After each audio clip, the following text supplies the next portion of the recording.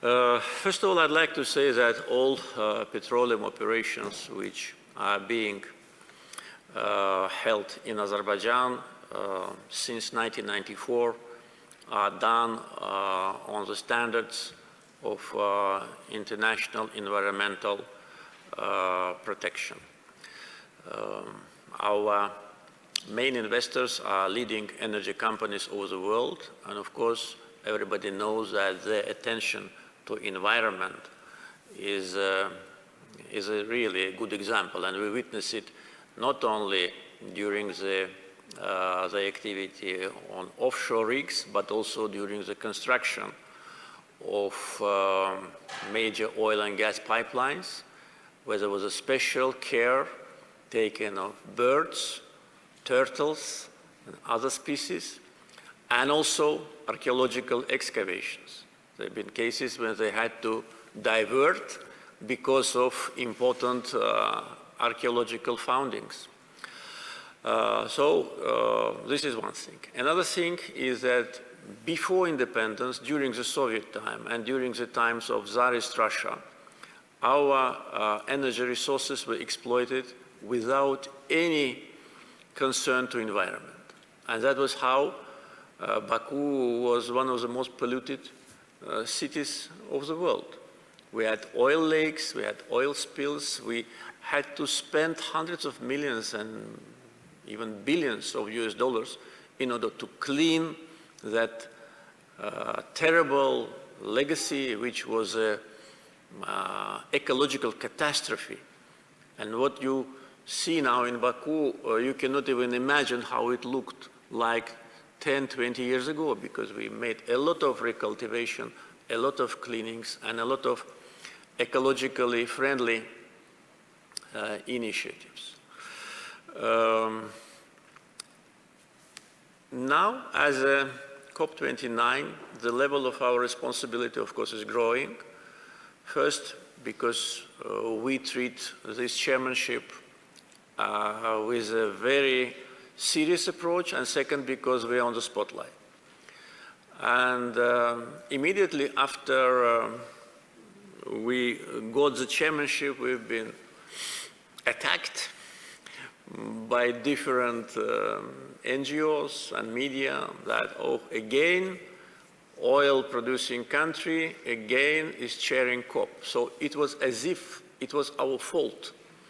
And my message was, it is not our fault that we have oil.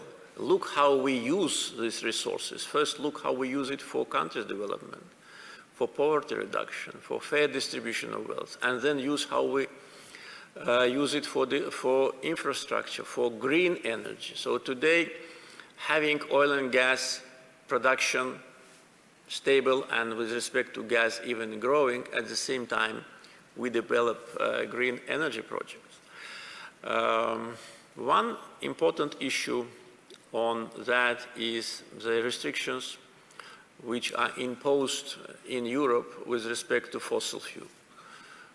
We see a kind of a contradiction here, and we already raised this issue in front of our European partners. On one hand, European Union wants more gas from Azerbaijan.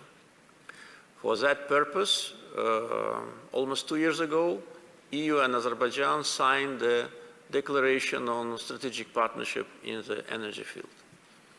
Based on that, our gas supply to Europe should have increased from 8 BCM 2021 to 20 BCM 2027. And this, it is not obligation, but it is a target. And we are moving towards that target. This year, our gas supply to Europe will be around 12 billion cubic meters. In comparison with 2021, it is 4 billion more.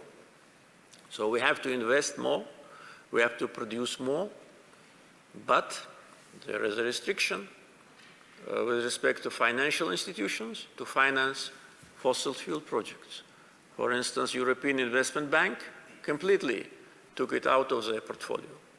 EBRD has a small portion for fossil fuel projects. So how Europe wants to get more gas from Azerbaijan when first they do not provide financing, because there's a project like that, all the projects which we implemented, whether it's oil or gas pipelines, it's about 30% of corporate financing.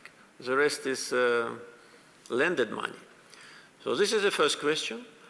And second question is they want us to produce more and to supply more. And they do, by the way, projects related to interconnectors construction in Europe. But at the same time, they do not give us a guarantee that our gas will be needed for a long time.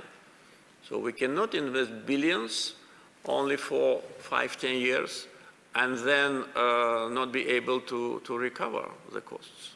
Southern Gas Corridor and investments in Shah Deniz Stage 2 projects today did not yet reach the zero balance. We still are repaying the debts. So Azerbaijan, whatever we get from gas sales, we, cover the debts. So these are two most important issues which we need to address with respect to EU-Azerbaijan gas cooperation. And on incorporation of green energy and fossil fuel, I think that the world will need fossil fuel for many more years. And it will be, I think, naive to think that one day just it will stop. So the world is not ready for that, the world's economy is not ready for that, and industry is not ready for that. So I think the best way will be to create a synergy and to have an evolutionary way rather than to put a target which cannot be reached. In our case, we are doing it. We already started active investments with our investors in a green energy projects. Last October, we inaugurated the first 240 megawatt solar power plant. And this year, we will see the groundbreaking ceremony of 4 more solar and wind power plants of the total capacity of 1,300 megawatts. So that will make our potential 1.5, even more. But this is only the beginning, because we have enormous potential of wind and offshore and onshore, and also solar energy. Plus, we add hydro, only in Karabakh and Eastern Zangezur for last 3 years.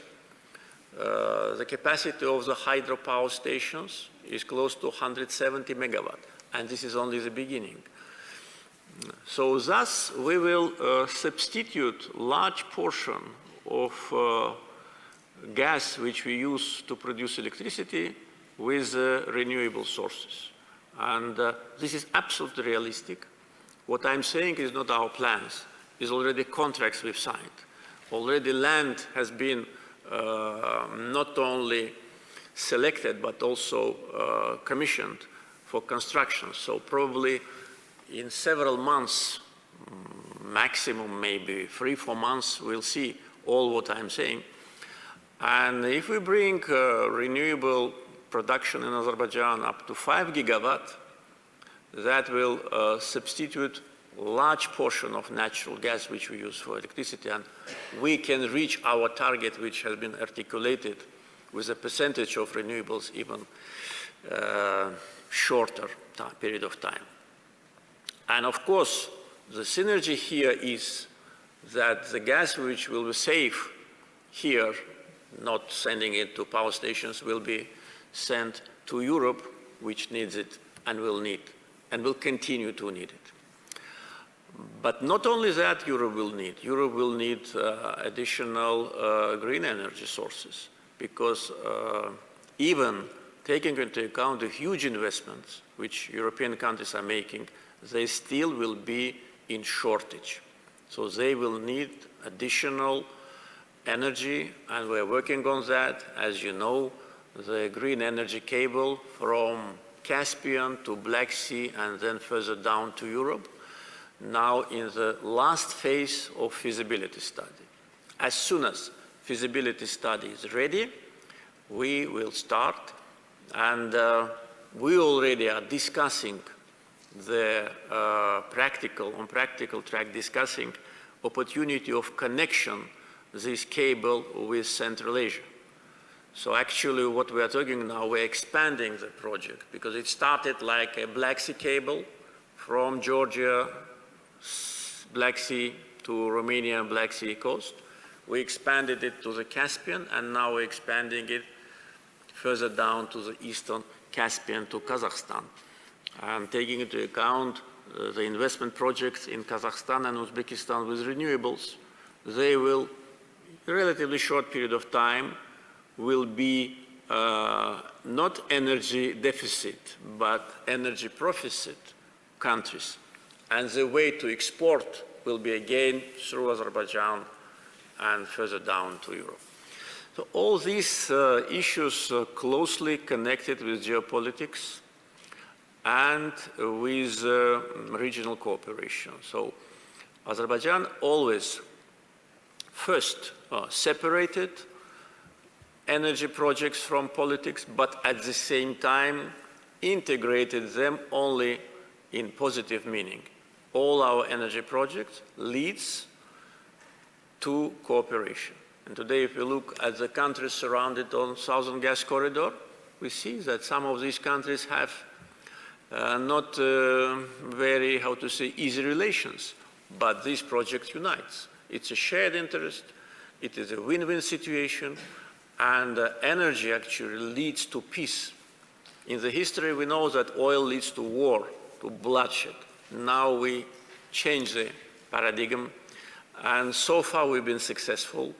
It's already 30 years that Azerbaijan started its oil cooperation with international companies, being the first country who invited foreign oil companies to Caspian Sea. And we have, I think, more bright future, not to abandon fossil fuel, we will not do it, but at the same time concentrate on green agenda. And once again, thank you for this issue. And also, will be good if we can elaborate on that more, maybe closer to COP, to have more ideas about what we just exchanged, just to make it also part of our agenda at the conference.